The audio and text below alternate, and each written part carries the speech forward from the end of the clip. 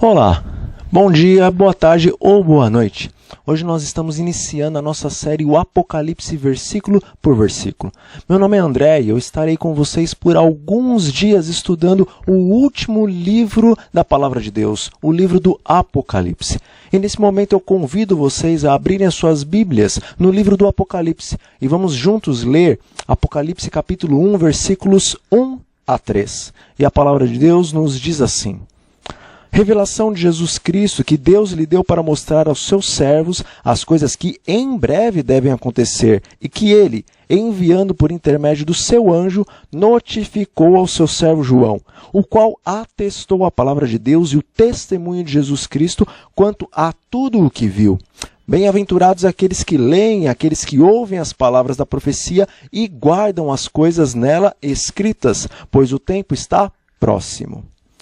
Bom, no princípio Jesus era a palavra, e a palavra estava com Deus, e dizem as Escrituras, a palavra era Deus. Desde o princípio Jesus era onisciente, onipotente e onipresente, assim como o Pai e assim como o Espírito Santo. Juntos, o Deus triuno, desde o princípio, em sua onisciência, planejaram o universo e todas as coisas que nele seriam criadas. Quer coisas animadas ou inanimadas, tudo foi planejado pela mente do Deus triuno. Em sua onisciência, o Pai, o Filho e o Espírito Santo, eles anteviram a queda dos santos anjos. Eles também anteviram a queda dos homens e sabiam que estes, mesmo caindo, pela graça e pela misericórdia de Deus, um dia eles se arrependeriam e retornariam a sua fidelidade à santa lei de Jeová.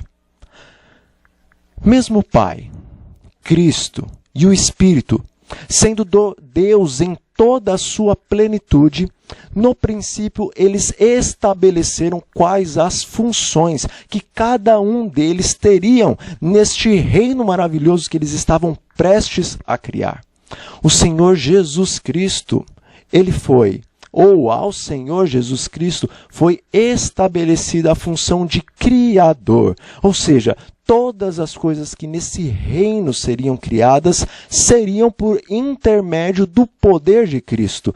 E nada do que existiria neste reino seria feito sem a intervenção do Senhor Jesus. Ao Espírito Santo foi dada a função de professor de todas as criaturas racionais que fossem criadas por Jesus.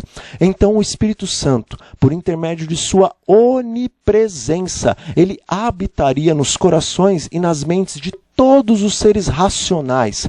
E então ele ensinaria qual é a boa, santa e justa lei de Deus. Pois a lei de Deus é uma lei de amor e é a base do governo universal de Deus. Sim, o amor é a base do governo de Deus. Amor de Deus para com as suas criaturas e amor de suas criaturas para com o seu Deus e também para com os seus semelhantes. E ao Pai, ao grande Jeová, foi estabelecida a função de arquiteto do universo e também supervisor do mesmo. Todo o planejamento do universo foi feito pelo Pai, estava ao encargo do Pai. E o Senhor Jesus e o Espírito Santo, voluntariamente, eles se colocaram à disposição plena para cumprir as ordens do Deus Todo-Poderoso. O Senhor Jesus e o Espírito Santo, para que houvesse uma ordem perfeita na divindade, eles se submeteram ao planejamento do perfeito Deus. E não fizeram isso apenas para que mantesse para toda a eternidade a ordem na divindade, mas eles também fizeram isso para dar um exemplo para você e para mim, e para todos os seres criados à imagem e semelhança de Deus e todos os seres racionais no universo. Exemplo de que a felicidade dos seres criados por Deus está em entregar voluntariamente a sua vontade nas mãos de Deus.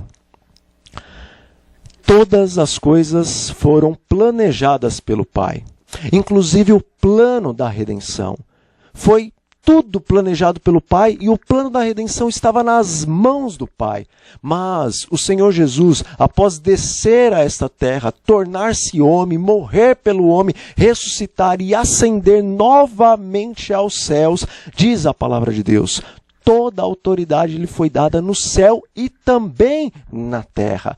Toda a autoridade foi entregue nas mãos do Senhor Jesus durante todo o período do conflito cósmico entre a verdade e o erro. Até mesmo as miríades e miríades de hostes angelicais estavam agora submissas às ordens e ao comando do Senhor Jesus. Então, tão somente dando continuidade ao perfeito plano de Deus, agora Jesus, em sua autoridade, envia o seu anjo para que este falasse a João todas as coisas que estavam prestes a acontecer, tanto à igreja como ao mundo, e as coisas que haviam acontecido e que iriam ainda acontecer no céu. Então, meus amigos, apertem os cintos, porque nós vamos iniciar uma viagem maravilhosa como nunca antes foi feita no mundo das profecias. Números enigmáticos, bestas aterrorizantes, anjos e também demônios, batalhas com vitórias, batalhas com derrotas e, por fim, glória. Muita glória após a definitiva eliminação do pecado da face do universo e então a construção de um novo céu e de uma nova terra. E dizem as Escrituras, bem-aventurados são aqueles que leem e aqueles que ouvem as palavras da profecia e praticam todas as coisas que nela estão escritas, porque o tempo está próximo.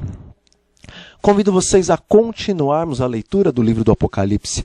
Vamos ler o capítulo 1, os versículos 4 a 6. E a palavra de Deus nos diz assim: João, às 7 igrejas que se encontram na Ásia, graça e paz a vós outros da parte daquele que é, que era e que há de vir, da parte dos 7 espíritos que se acham diante do seu trono e da parte de Jesus Cristo, a fiel testemunha, o primogênito dos mortos e o soberano dos reis da terra. Àquele que nos ama e pelo seu sangue nos libertou dos nossos pecados e nos constituiu reino, sacerdotes para seu Deus e Pai, a ele a glória e o domínio pelos séculos dos séculos. Amém. Diferente dos livros poéticos e também diferente dos livros históricos da Bíblia, diferente dos evangelhos e diferente das cartas do Novo Testamento, o Apocalipse ele vem a ser um registro profético da palavra de Deus. Tanto no Antigo como no Novo Testamento, a maioria dos livros da Bíblia estão escritos em uma ordem cronológica perfeita, com um começo, com um meio e com um fim. Por exemplo, o livro de Gênesis. O livro de Gênesis inicia-se com a criação do mundo e também a criação do homem. Logo após, nós vemos a queda de Adão, a queda de Eva e a expulsão do santo casal do Jardim do Éden. Depois nós vemos no livro de Gênesis o nascimento dos primeiros filhos de Adão, Caim e Abel. E logo em seguida nós vemos o quê? A morte do primeiro ser humano sobre a face da terra. A morte de Abel, que foi morto por Caim, o seu irmão. Após isso, nós vemos também a multiplicação do pecado na terra, culminando assim com um dilúvio universal, no qual somente Noé e sua família sobreviveram. Logo após, o livro de Gênesis agora nos relata a história de Abraão, a história de Isaac e também de Jacó, e por fim, o livro de Gênesis nos fala da vida dos filhos de Jacó. Viu? Um começo, um meio e um fim. Uma ordem cronológica perfeita. Mas isso não acontece no livro do Apocalipse. Não há essa ordem perfeita no último livro profético da Bíblia. Pelo contrário, Deus estabeleceu que o Apocalipse deveria ser uma espécie de quebra-cabeças.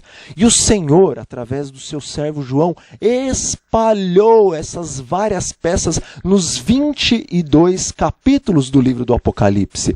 E ele fez isso para que somente os sábios, somente aqueles que estão diante da presença de Deus em oração, pedindo sabedoria, pedindo conhecimento, pedindo discernimento espiritual, pudessem então juntar todas estas peças, fazendo agora uma imagem perfeita, um quadro perfeito da história da igreja e da história do mundo até a consumação dos séculos. Essas são algumas coisas intrigantes no livro do Apocalipse, mas nós vemos que no livro profético, o último livro profético da Bíblia, outras coisas muito intrigantes também existem.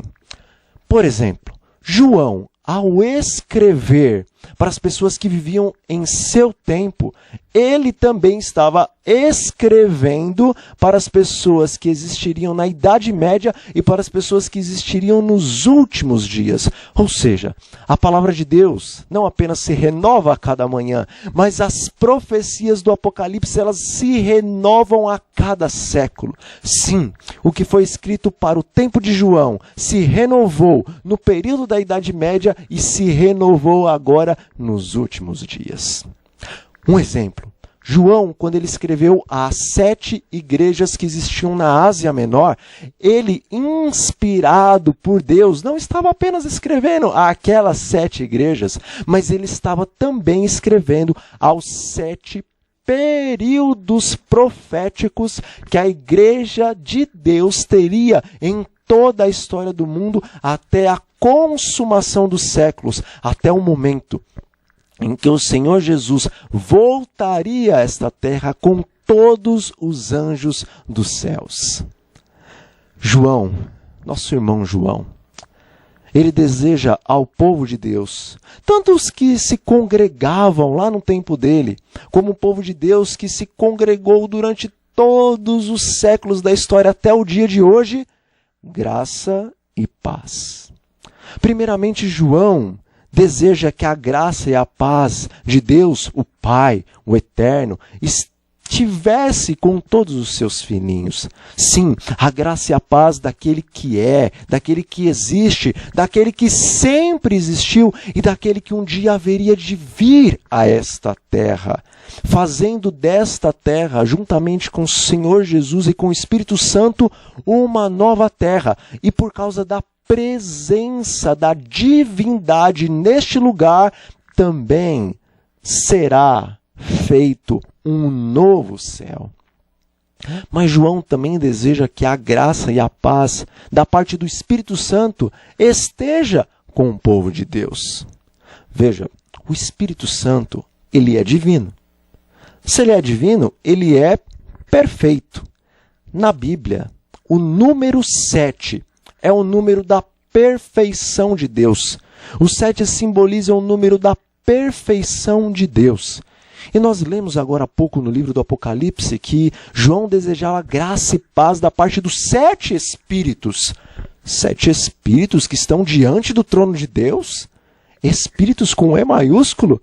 Será que João quer dizer que havia 7 deuses ou que há 7 deuses diante da presença de Deus? Não. Ele está falando do Espírito Santo. Como eu disse, 7 é o número da perfeição. E por que esse plural? Por que esse S?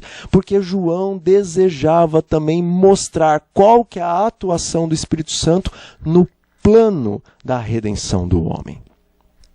No plano da redenção do homem, o Pai é apresentado na palavra de Deus como estando em seu alto e sublime trono, e ele habita em luz inacessível ao homem pecador. No plano da redenção, Jesus Cristo está diante do Pai, ou seja, à destra do Pai, intercedendo ininterruptamente pelo homem que caiu em pecado diante do Deus Todo-Poderoso. E o Espírito?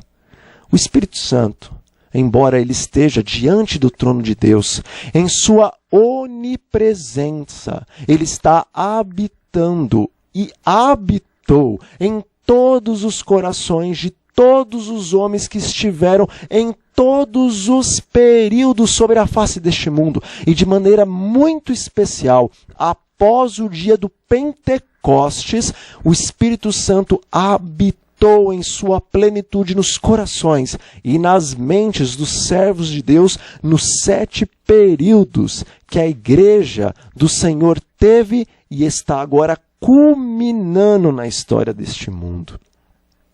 Mas João, ele também deseja que a graça e a paz de Jesus Cristo esteja com o povo de Deus. Sim, que a graça e a paz daquele que foi e daquele que é a fiel testemunha para o mundo e para o universo de que Deus é amor. Jesus, aquele que é o primogênito, ou seja, ele é o primeiro e ele é o mais especial dentre todos os homens que morreram e que ressuscitaram, ou que ainda ressuscitarão para a vida eterna. Jesus, aquele que vencendo na cruz do Calvário o grande conflito contra Satanás e as suas hostes, tornou-se o Rei dos Reis e o Senhor dos Senhores, o soberano dos reis da terra. João deseja que a graça e a paz deste Jesus esteja com você e esteja comigo. Sim, que esteja conosco a graça e a paz daquele que nos amou a tal ponto, a fim de nos salvar, que deixou as alturas da glória e desceu como homem a essa terra, entregando a sua vida por você, entregando a sua vida por mim. Aquele que desprezou a ignomínia que o pecado causaria sobre ele, aquele que permitiu que os açoites viessem sobre ele, aquele que permitiu que suas mãos, seus pés fossem cravados em uma cruz, aquele que carrega consigo a marca em seu lado e as marcas em sua fronte por amor a você e por amor a mim, aquele que após vencer o conflito e subir à presença do Pai e se assentar à destra do Pai, agora constituiu você e eu como reis e sacerdotes para o seu Deus e o seu Pai. Jesus foi no céu preparar um lugar para você e para mim. Jesus foi preparar um cargo para nós, os seres humanos, que aceitamos a sua graça. Sim, desde agora nós somos reis e sacerdotes para Cristo, mas quando ascendermos aos céus, em toda a plenitude acontecerá então essa promessa em nossas vidas. Seremos eternamente reis e sacerdote para o Deus infinito. A esse Jesus que fez e faz todas essas coisas por nós, seja dada a glória, a adoração, o louvor, a exaltação pelos séculos dos séculos. Amém e amém. Nós, como eu disse, apenas estamos iniciando essa nossa jornada pelo livro do Apocalipse. Estudaremos minuciosamente, profundamente cada versículo, cada símbolo que às vezes não conseguimos discernir e compreender o que significa. Por isso, não perca os próximos capítulos, mas esteja sempre no YouTube ou no Facebook acessando a este nosso estudo, o Apocalipse, versículo por versículo. E nesse momento, eu convido você a fechar os olhos e fazermos uma oração ao nosso Deus, pedindo que em Cristo Jesus a salvação nos seja concedida. Oremos. Senhor, nosso Deus e Pai, muito obrigado por nos conceder a Tua santa e bendita palavra. Muito obrigado por nos revelar as profecias do último livro da Bíblia, porque o tempo do fim chegou e as coisas estão muito próximas.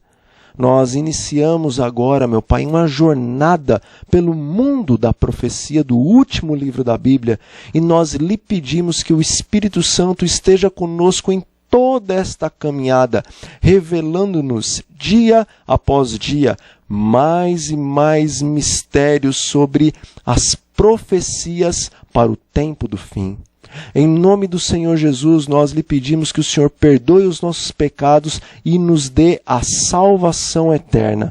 É isso que lhe pedimos e desde agora nós lhe agradecemos em Jesus. Amém. E um bom dia, uma boa tarde e uma boa noite para vocês e até mais.